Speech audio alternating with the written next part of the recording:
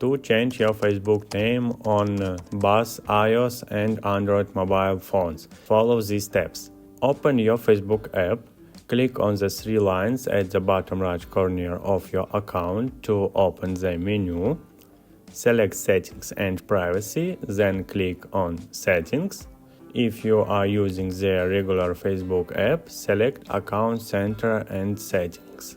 If you are using the Facebook Lite version, tap on Personal and Account Information in Settings. Tap on Profiles, then select your account. Tap on your name to edit it. If you're using Facebook Lite, select Name. Change your name as desired. Click on Review Change to preview your new name. Review your new name, then click on Save Changes. If you change your name, you won't be able to change it again for 16 days, so choose carefully. For more interesting videos, subscribe to our channel.